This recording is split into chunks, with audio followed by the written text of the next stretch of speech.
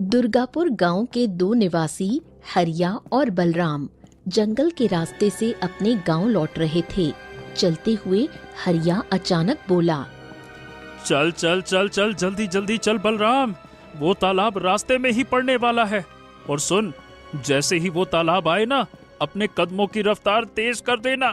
अरे क्या कहूँ तुझको भी मैं, सबने कहा था कि दूसरे रास्ते से जाओ, दूसरे रास्ते से जाओ, पर तू है कि माना ही नहीं।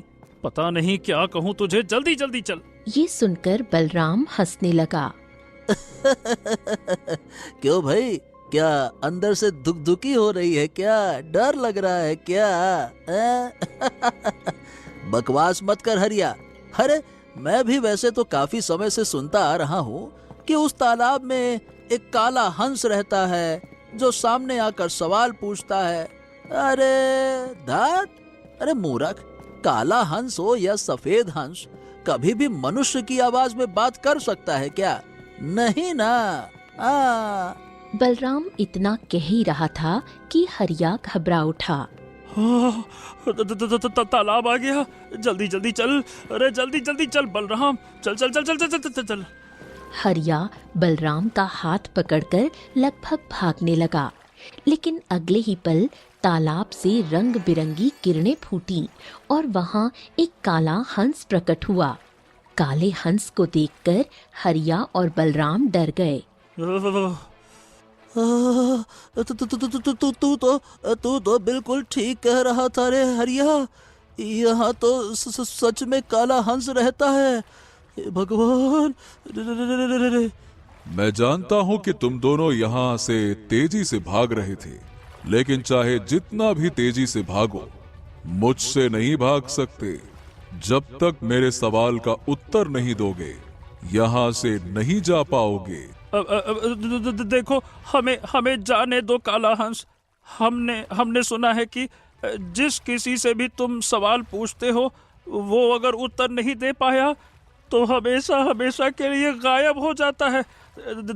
देखो, हमें जाने दो। बगैर उत्तर दिए तुम दोनों तो यहाँ से नहीं जा सकते। चलो, अब मेरा सवाल सुनो। सच क्या है, जिसे देखना आसान हो या जिसे देखना मुश्किल हो? हरिया गहरी सोच में डूब गया। वही जिसे देखना आसान हो। सत्य को प्रमाण की क्या आवश्यकता, जो दिखे वही सत्य है।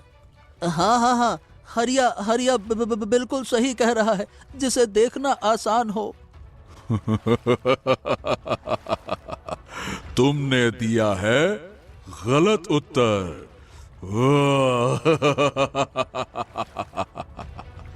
इतना कहते ही काले हंस की आंखों से रंग बिरंगी किरणें निकलीं, जो हरिया और बलराम पर पड़ी और दोनों तालाब में गिरकर रंग बिरंगी रोशनी के साथ गायब हो गए। अगले ही क्षण काला हंस भी गायब हो गया। अगले दिन हरिया और बलराम के गायब होने की खबर पूरे गांव में फैल गई। गांव की चौपाल पर चर्चा होने लगी। गांव वालों, हरिया और बलराम ने जो गलती की वो तुम मत करना। अब से कभी भी जंगल में उस तालाब वाले रास्ते से मत जाना। वो काला हंस तुमसे भी सवाल पूछेगा और अगर गलत उत्तर दोगे तो तुम गायब हो जाओगे। हाँ, सही कह रहे हैं सरपंच जी।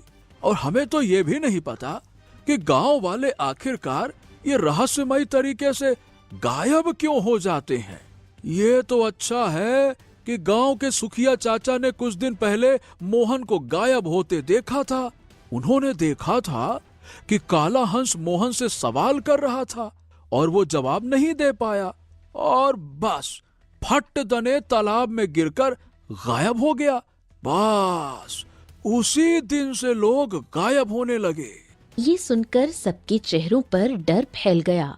तभी दुर्गापुर के बड़े व्यापारी धनीराम का पुत्र अशोक वहां पहुंचा और सबका मजाक उड़ाने लगा। सही बताऊं, तुम सब लोग ना एक नंबर के डरपोक हो। देखो, सीधी बात है, मैं तो उसी तालाब वाले रास्ते से जंगल जाऊंगा। अगर वहां काला हंस मेरे सामने आ गया तो अपनी तलवार से उसके 2 टुकड़े कर दूंगा। बड़ा आया, सवाल पूछना ही भूल जाएगा मेरे सामने। इतना कहकर अशोक चला गया। बड़ा आया यहाँ खड़े होकर बड़ी बड़ी बातें करेगा और अंदर जाकर अपने पिता की हवेली में मुंह छिपा लेगा। ये तो जंगल जाता ही नहीं है, बस गांव वालों का मजाक उड़ाने चला आता है। बेवकूफ। बिल्कुल सही कह रहे हैं सरपंच जी। ऐसे लोगों को बस गांव वालों को तंग करना आता है। हाँ, नहीं तो। थोड़ी देर बाद सभा खत्म हुई और सभी लोग अपने अपने घर चल दिए। उसी गांव में गौरी नाम की एक सुंदर लड़की थी जो अपने बूढ़े पिता के साथ रहती थी। पिता बहुत बूढ़े थे, इसलिए गौरी ही जंगल से लकड़ियां काटकर बेचती और घर चलाती। गौरी लकड़ियां लेकर लौट रही थी कि तभी अशोक रास्ते में आ गया। ओ गौरी, जरा इधर भी तो गौर फरमाओ। अरे भाई, कब तक अपने इन सुंदर सुंदर हाथों से ये बड़ी बड़ी भारी भारी कुल्हाड़ी चलाकर अपने हाथों की सुंदरता खराब करती रहोगी? अभी भी समय है, मेरी बात मान लो। मैं तुम्हें रानी बनाकर रखूंगा। शादी कर लो मुझसे। अब देखो ना, मैं तुमसे कितना प्रेम करता हूँ। मान जाओ ना गौरी। तुझसे कितनी बार कहा है अशोक, मेरा रास्ता मत रोका कर। मेरे मन में तेरे लिए कोई प्रेम नहीं। आइंदा कभी बीच रास्ते में मुझे रोकने की कोशिश मत करना। ये सुनकर अशोक क्रोधित हो उठा। ए गौरी, मैं इस गांव के सबसे धनी व्यक्ति धनराम का पुत्र हूँ। गांव की लड़कियां मुझ पर मरती हैं, समझी? तो जो लड़कियां तुझ पर मरती हैं, उनसे ही विवाह कर ले। मुझे तेरे अंदर कुछ भी खास नहीं दिखता। मुझे बस इतना पता है कि तेरा पिता धनी है, पर तू निठल्ला, निकम्मा, आवारा, सिर्फ अपने पिता की कमाई पर ऐश करता है। अशोक गुस्से से तिलमिला उठा और गौरी वहां से चली गई। गौरी गांव पहुंची और अपनी लकड़ियां बाजार में बेच दी। फिर थकी हुई घर की ओर चली गई। लकड़ियां बेच गौरी घर लौट आई और सारा धन अपने बूढ़े पिता के हाथ में रख दिया। अरे क्या हुआ गौरी, तेरा चेहरा उतरा हुआ क्यों है? क्या बात है? गौरी की आंखों में आंसू भर आए। उसने सारी घटना बताई। जब देखो धनीराम का पुत्र मेरा रास्ता रोक लेता है। ये सुनकर बालकृष्ण की आंखों में उदासी छा गई। हाँ, मैं जानता हूँ वो मेरी लाचारी और काम चोरी का फायदा उठा रहा है। मैं कितना अभागा पिता हूँ। मुझे तेरे हाथ पीले करने की तैयारी करनी चाहिए थी, लेकिन मैं तो उल्टा तुझ पर बोझ बनकर बैठ गया हूँ। क्या करूँ? बीमार हूँ, बुजुर्ग हूँ, मेरा हाथ काम नहीं करते। ये सुनकर गौरी के आंसू बह निकले। ऐसे मत कहिए पिताजी कि आप मुझ पर बोझ हैं। बचपन से मैंने माँ को नहीं देखा, हमेशा आपको देखा। आपने मुझे माँ और पिता दोनों का प्यार दिया है। आप मुझ पर बोझ नहीं है। रहा सवाल अशोक का, उसे मैं देख लूंगी। इतना कहकर गौरी ने चूल्हा जलाया और गरम गरम रोटियां बनाने लगी। कुछ देर बाद बालकृष्ण खाना खाकर सो गया। अगले दिन सुबह बालकृष्ण ने गौरी से कहा, गौरी, आजकल उस तालाब की चर्चा बहुत चल रही है। कहते हैं वहाँ एक काला हंस आतंक मचा रहा है। वो लोगों से प्रश्न पूछता है और जो भी उत्तर नहीं दे पाता वो गायब हो जाता है। मुझे लगता है कि वो जरूर कोई राक्षस होगा। हाँ पिताजी, गांव में बहुत लोग गायब हो चुके हैं और कोई कुछ नहीं कर पा रहा। न जाने गांव वाले महाराज से मदद मांगने क्यों नहीं जाते। अब मदद तो वो क्या ही मांगेंगे। हमारे राज्य का राजा तो आंखें मूंद कर बैठा है। उसे प्रजा की कोई चिंता ही नहीं है। मैं तो तुझे सिर्फ इसलिए कह रहा हूँ बेटा कि जंगल में लकड़ियाँ काटने जाती है तू, जरा ध्यान से जाना और उस रास्ते से मत जाना, है ना? चलो। आप निश्चिंत रहिए पिताजी, मैं तालाब के रास्ते से कभी नहीं जाती। इतना कहकर गौरी मुस्कुराई और कुल्हाड़ी लेकर जंगल चली गई। बालकृष्ण घर के बाहर टहलने लगा। कुछ देर बाद बालकृष्ण बोला। आज थोड़ा जंगल में चहलकदमी करके आते हैं। वो जंगल में घूमने चला गया। जंगल की सुंदरता देखते देखते उसे पता ही नहीं चला कि वो तालाब के नजदीक पहुंच चुका है। अगले ही पल रंग बिरंगी किरणों से वही काला हंस प्रकट हुआ। अब तुझे मेरे एक प्रश्न का उत्तर देना होगा। हाँ, हे भगवान, ये क्या हुआ? मैं तो वही गलती कर बैठा। अपनी बेटी को मना कर रहा था और खुद ही टहलते टहलते तालाब के पास आ गया। हे भगवान, हे भगवान। अब मेरे सवाल का जवाब दे, तभी वापस जा पाएगा।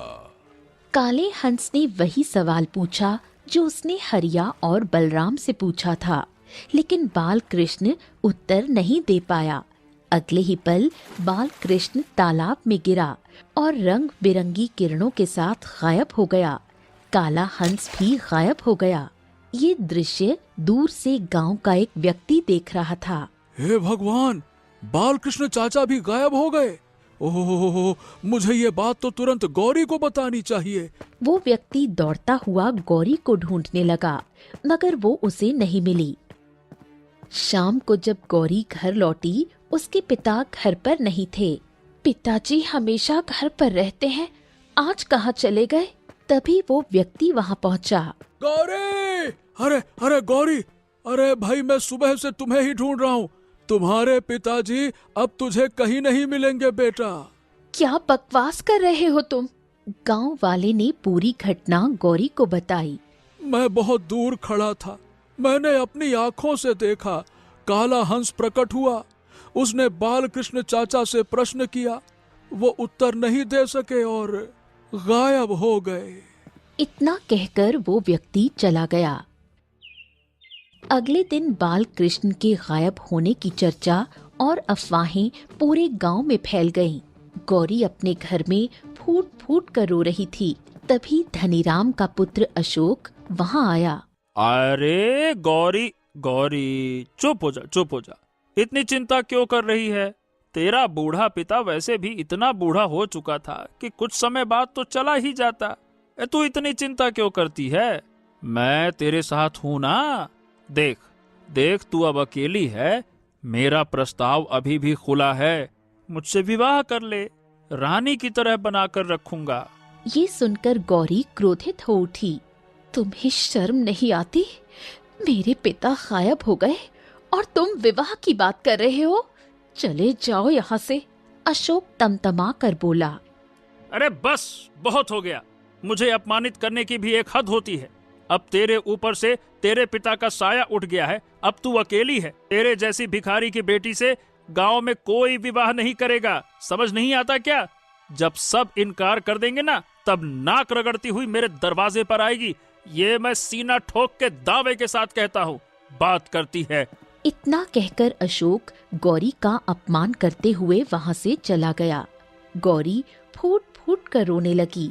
कुछ देर बाद उसने आंसू पोंछे और खुद से कहा, गांव वाले अपने प्रियजनों को खोकर चुप बैठ गए होंगे, लेकिन मैं उन लोगों में से नहीं हूँ। मैं अपने पिता को वापस ला कर रहूंगी। मैं महाराज से मदद मांगूंगी। अगले दिन गौरी राजा सूरज के महल के राज दरबार में पहुंची। महाराज, मेरा नाम गौरी है और मैं दुर्गापुर गांव की रहने वाली हूँ। इतना कहकर गौरी ने सारी घटना राजा सूरज को बताई। मेरे पिता के अलावा गांव में न जाने कितने लोग उस काले हंस का शिकार हो चुके हैं। आप कुछ कीजिए महाराज। राजा सूरज क्रोधित नजरों से गौरी को घूरने लगा। दफा हो जाओ यहाँ से तुम लड़की। हम इस मामले में अपनी टांग नहीं अड़ाना चाहते। हम कुछ नहीं कर सकते। जाओ यहाँ से। गौरी चौंक गई। महाराज जी, ये आप क्या कह रहे हैं? आप इस राज्य के राजा हैं। आप ही अगर कुछ नहीं करेंगे तो फिर कैसे चलेगा? कैसे चलेगा ये हमें नहीं पता, पर हम इस मामले में कुछ नहीं कर सकते। निकल जाओ यहाँ से। राजा सूरज ने गौरी को अपमानित करके दरबार से निकाल दिया। गौरी निराश होकर घर लौटी और फूट फूट कर रोने लगी। महाराज ने भी मदद करने से साफ इनकार कर दिया। अब मैं कहाँ जाऊं? गौरी कुछ देर गहरी सोच में डूब गई। अचानक उठ खड़ी हुई और बोली, कोई मेरा साथ नहीं देगा तो कोई बात नहीं, मैं स्वयं अपने पिता को ढूंढूंगी। अब मैं उस काले हंस के पास खुद जाऊंगी।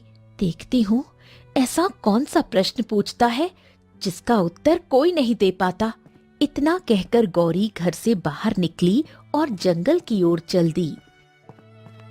रास्ते में उसे सरपंच मिला। अरे गौरी, कहाँ जा रही हो बेटा? तालाब के किनारे जा रही हूँ। मैं देखना चाहती हूँ कि वो काला हंस कौन सा सवाल पूछता है। ये पागल हो गई हो क्या बेटा?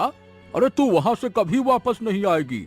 वापस ना आ पाई तो कोई बात नहीं। जब मेरे पिता ही नहीं है तो मैं इस संसार में रहकर क्या करूंगी? या तो पिता को वापस लाऊंगी या फिर कभी नहीं लौटूंगी। सरपंच ने बहुत समझाया पर गौरी नहीं मानी। कुछ देर बाद वो तालाब की ओर बढ़ गई। गौरी तालाब के पास पहुंची और जोर से बोली, कहाँ है तू काले हंस? मेरे सामने आ। मैं भी जानना चाहती हूँ तेरा वो कौन सा प्रश्न है जिसका उत्तर कोई नहीं दे पाता और तू उसे गायब कर देता है। अगले ही पल रंग बिरंगी किरणें चमकी और काला हंस प्रकट हुआ। तू बड़ी बहादुर लड़की है। अब तक जितने भी लोग यहाँ पर आए डर कर आए, लेकिन तू पहली लड़की है जिसने खड़े होकर मुझे आवाज लगाई। तेरी आंखों में बहादुरी है। मुझे लगता है कि तू मेरे प्रश्न का उत्तर दे देगी। सुन, सवाल ये है कि सच क्या है, जिसे देखना आसान हो या जिसे देखना मुश्किल हो? गौरी क्रोधित हो उठी। बस इतने से सवाल के लिए तो लोगों को गायब कर देता है। जवाब सुन, सच वही है जिसे देखना मुश्किल हो, क्योंकि आसान सच हर कोई देख लेता है, लेकिन असली सच वही होता है जो दिल की गहराई में छुपा होता है। ये सुनकर काला हंस प्रसन्न हो गया। तुम पहली हो जिसने मेरे प्रश्न का सही उत्तर दिया। इसका मतलब तुम ही हो जो मुझे श्राप से मुक्त कर सकती हो। क्या मैं तुम्हें श्राप से मुक्त कर सकती हूँ? इसका क्या मतलब? सुनो, मैं काला हंस नहीं बल्कि मैं कोई और हूँ, और मैं कौन हूँ ये मैं अभी नहीं बता सकता, लेकिन तुम मुझे श्राप से मुक्त कर सकती हो। आओ, मेरे पीछे आओ। इतना कहकर काला हंस तालाब में कूद गया। गौरी चौंक गई। ये तो तालाब के अंदर कूद गया। जरूर तालाब में कोई रहस्य है। अगले ही पल गौरी भी तालाब में कूद गई। तालाब में कूदते ही गौरी ने अपने आप को एक विशाल महल में पाया। वहाँ एक बड़ा पिंजरा था जिसमें उसके पिता हरिया, बलराम और गांव के बाकी लोग कैद थे, जो तालाब के पास हंस का शिकार बन गए थे। तभी काला हंस रंग बिरंगी किरणों के साथ प्रकट हुआ। तुम इन्हें आसानी से आजाद कर सकती हो, लेकिन पहले तुम्हें एक कार्य करना होगा। कौन सा कार्य? इस तालाब के अंदर एक जादुई दुनिया है। हजारों वर्ष पहले एक राजा ने साधु संतों की मदद से इस दुनिया को बनाया था, सिर्फ एक तलवार को सुरक्षित रखने के लिए। और वो तलवार इस महल से बाहर घने जंगलों में एक गुफा में रखी है। तुम्हें उस तलवार को लाना होगा। उस जादुई तलवार का रहस्य क्या है? वो तलवार जिस भी राजा या राजकुमार के पास होगी उसे कोई नहीं हरा सकेगा। वो संसार का सबसे शक्तिशाली राजा बन जाएगा। अब जाओ, लेकिन ध्यान रखना, वो तलवार जीवित होगी। जब तुम उसे छुओगी वो तुमसे एक प्रश्न पूछेगी। गलत उत्तर दिया तो तुम भी श्रापित हो जाओगी मेरी तरह। सही उत्तर दिया तो वो तुमसे एक कार्य करवाएगी, और कार्य पूरा हुआ तो तलवार तुम्हें मिल जाएगी। फिर उसे यहां लेकर आना, और अगली बात मैं यहीं बताऊंगा। गौरी गहरी सोच में डूब गई। इन लोगों को आजाद करने के लिए मैं कुछ भी कर सकती हूँ। इतना कहकर गौरी महल से बाहर निकली और तलवार वाली गुफा को ढूंढने लगी। घना जंगल पार करती हुई वो आगे बढ़ती रही। बहुत देर बाद गौरी की नजर एक विशाल गुफा पर पड़ी। लगता है ये वही गुफा है जिसके बारे में काले हंस ने बताया था। इतना कहकर गौरी गुफा के अंदर प्रवेश कर गई। गुफा के अंदर एक तलवार रखी हुई थी। जैसे ही गौरी ने उसे स्पर्श करने का प्रयास किया, मैं एक मायावी तलवार हूँ। मुझे स्पर्श करने से पहले तुम्हें मेरे एक प्रश्न का उत्तर देना होगा, परंतु याद रखना, गलत उत्तर तुम्हें श्रापित कर देगा। शक्ति किसे मिलनी चाहिए? जिसे उसकी लालसा हो या जिसे इसकी जरूरत हो? शक्ति उसी को मिलनी चाहिए जिसे इसकी लालसा नहीं लेकिन जरूरत हो। कुछ देर के लिए सन्नाटा छा गया।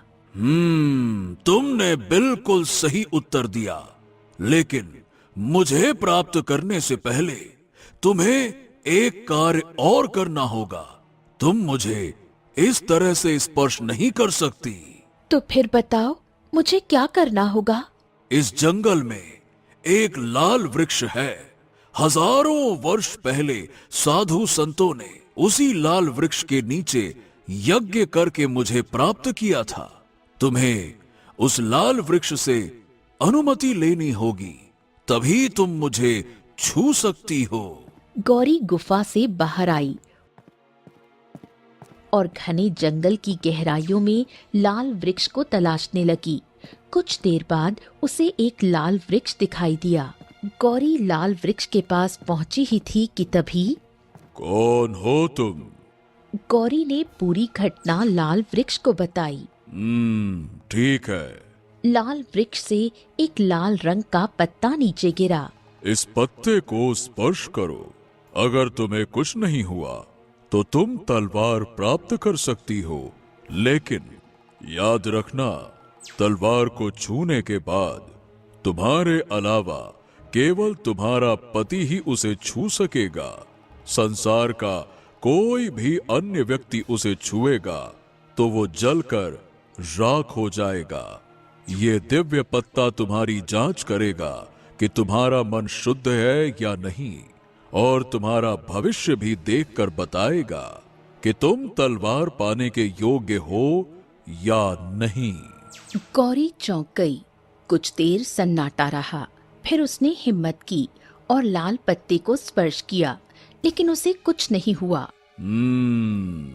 तुम्हारा मन शुद्ध है और इस पत्ते ने तुम्हारा भविष्य देख लिया। तुम्हारा विवाह एक राजकुमार से होगा और वो राजकुमार भी तुम्हारी तरह शुद्ध मन का होगा। अब तुम तलवार को हाथ लगा सकती हो। गौरी शांति से गुफा की ओर दौड़ी और तलवार पकड़ ली। हाँ, अब से मैं तुम्हारा हूँ। गौरी तुरंत तलवार लेकर महल पहुंच गई। गौरी के हाथ में जादुई तलवार देखकर काला हंस चौंक गया। वाह वाह वाह वाह, तुमने तो वास्तव में तलवार प्राप्त कर ली। तुम कोई साधारण स्त्री नहीं। अब तुम्हें एक और महत्वपूर्ण कार्य करना है। कौन सा कार्य? इस तलवार से मेरे शरीर पर वार कर दो और मेरी हत्या कर दो। गौरी चौंक गई। ये तुम क्या कह रहे हो? ये सही कह रहा है। इस पर वार करो, तभी ये श्राप से मुक्त होगा। इसके बाद इसका मन भी तुम्हारी तरह हो जाएगा, लालच से मुक्त, और इसमें भी प्रेम और दया की भावना जाग जाएगी। गौरी ने तुरंत तलवार उठाई और काले हंस पर वार कर दिया। काले हंस ने कुछ देर में दम तोड़ दिया, मगर अगले ही पल काला हंस रंग बिरंगी किरणों से एक सुंदर राजकुमार में बदल गया। गौरी चौंक गई। हाँ गौरी, मैं एक राजकुमार हूँ। लेकिन तुम श्रापित कैसे हुए? राजकुमार की आंखों में क्रोध झलकने लगा। ये सब मेरे मंत्री की वजह से हुआ, जो इस समय राज्य का राजा बनकर बैठा है। वो मेरा ही मंत्री है। उसने चतुराई से मुझे श्रापित करवाया और मेरे राज्य पर कब्जा कर लिया उसने। अब मैं समझ गई राजा ने मेरी मदद क्यों नहीं की। इसका मतलब वो तुम्हारे बारे में जानता था। हाँ हाँ, वो जानता है। ये बात कुछ समय पहले की है। राजकुमार आदित्य अपने महल के बगीचे में टहल रहा था। तभी उसका मंत्री सूरज वहां आ पहुंचा। राजकुमार आदित्य, देखिए, मुझे एक बात पता लगी है। हमारे दुर्गापुर गांव के निकट एक तालाब है जिसके अंदर एक मायावी संसार है। राजकुमार आदित्य चौंक गया। राजकुमार आदित्य के मन में लालच जाग उठा। ओ, अगर ऐसा है तो चलो मेरे साथ, चलो। कुछ देर बाद मंत्री सूरज और राजकुमार आदित्य तालाब के किनारे खड़े थे। राजकुमार आदित्य तुरंत तालाब के अंदर कूदा। कूदते ही उसने अपने आप को एक महल में पाया। महल को देखकर राजकुमार आदित्य चौंक गया। इसका मतलब मंत्री सही कह रहा था, तो वो गुफा भी यहीं कहीं होगी। इतना कहकर राजकुमार आदित्य महल से बाहर निकला और गुफा को तलाशने लगा। कुछ देर बाद वो गुफा के पास पहुंचा। गुफा के अंदर जाकर उसने तलवार को देखा। जैसे ही उसने तलवार को हाथ लगाया, मुझे स्पर्श करने से पहले तुम्हें मेरे एक प्रश्न का उत्तर देना होगा। हाँ ठीक है, पूछो अपना प्रश्न। तलवार ने अपना प्रश्न पूछा, लेकिन राजकुमार आदित्य, जिसके मन में लालच था, उसने गलत उत्तर दिया। तुमने गलत उत्तर दिया। अब से तुम श्रापित हो गए। इतना कहते ही राजकुमार आदित्य एक काले हंस में परिवर्तित हो गया। अब तुम तब तक श्राप से मुक्त नहीं हो सकते जब तक कोई सच्चा मनुष्य मुझे प्राप्त नहीं कर लेता और इस तलवार से तुम्हारी हत्या नहीं कर देता।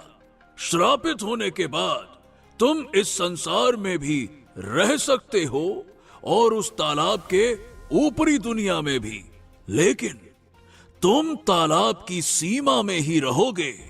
ये सुनकर काला हंस बने आदित्य की आंखों में आंसू आ गए। वो चुपचाप गुफा से बाहर आया और महल में लौट आया। अगले ही पल रंग बिरंगी किरणों से वो तालाब के बाहर प्रकट हुआ, जहाँ राजा सूरज खड़ा था। मैं उसके प्रश्न का उत्तर नहीं दे पाया और मैं श्रापित हो गया। मैं जानता था कि तू श्रापित हो जाएगा राजकुमार। ओहो, ये तो तेरे साथ बहुत अच्छा हुआ। अब तू हमेशा इस काले हंस के रूप में भटकते रहेगा और मैं बन जाऊंगा इस राज्य का राजा।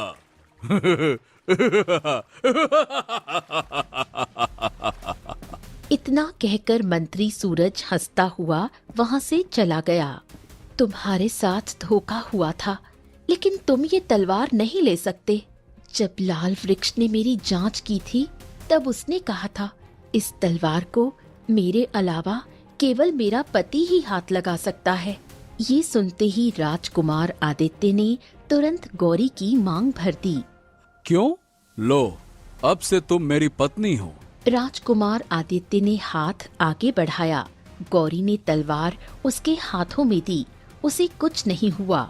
मैंने तुझे चुन लिया। अब से ये तलवार केवल तुम दोनों के पास रहेगी। राजकुमार आदित्य ने पिंजरे खोल दिए और सभी लोगों को आजाद कर दिया। चलो, लेकिन अब हम बाहर कैसे जाएं? अपनी आंख बंद करो और सोचो कि तुम सब तालाब के बाहर खड़े हो। तुम स्वयं को तालाब के बाहर पाओगे। सबने ऐसा ही किया। अगले ही पल राजकुमार आदित्य, गौरी, हरिया, बलराम और बाल कृष्ण तालाब के बाहर प्रकट हो गए। सभी अपने अपने घर चले गए। गौरी ने अपने पिता को देखा। पिताजी, आप आजाद हो गए। हाँ, अरे बेटा, अब तुम राजकुमारी बन गई हो। जाओ बेटा, राजकुमार के साथ जाओ। इतना कहकर बाल कृष्ण भी अपने गांव चला आया। गौरी और उसका पति राजकुमार आदित्य राज दरबार पहुँचे। राजा सूरज ने आदित्य को देखकर चौंक कर कहा। हाँ, अरे तुम श्राप से मुक्त कैसे हुए? राजकुमार आदित्य ने सारी घटना सुनाई। उसने जैसे ही तलवार राजा सूरज के आगे बढ़ाई, अगले ही पल तलवार से निकली बिजली ने राजा सूरज को जलाकर राख कर दिया। महल में जय जयकार गूंज उठी। राजकुमार आदित्य ने अपना राज्य वापस ले लिया और अपनी पत्नी के साथ खुशी खुशी रहने लगा। कुछ दिनों बाद राजकुमार आदित्य कुछ सैनिकों और अपनी पत्नी गौरी के साथ दुर्गापुर गांव पहुंचा। अब गौरी राजकुमारी बन चुकी थी। सैनिकों, इस गांव के सबसे मक्कार व्यक्ति अशोक को पकड़ कर लाओ। कुछ देर में अशोक पकड़ा हुआ लाया गया। वो डरते हुए गौरी को देखने लगा।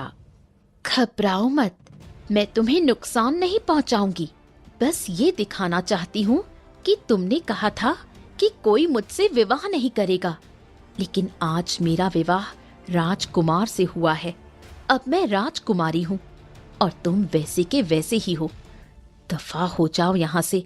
आइंदा किसी लड़की को तंग किया तो तुम्हारी गर्दन धड़ से अलग करवा दूंगी। अशोक कांपता हुआ वहां से भाग गया। गौरी अपने पिता को साथ लेकर अपने महल लौटी और सुखी जीवन जीने लगी। सारा राज्य खुशहाल हो गया। राजकुमार आदित्य और राजकुमारी गौरी ने पूरे राज्य में शांति और न्याय फैला दिया। तो दोस्तों, कहानी कैसी लगी कमेंट बॉक्स में जरूर बताइए। चैनल को जरूर सब्सक्राइब कीजिए।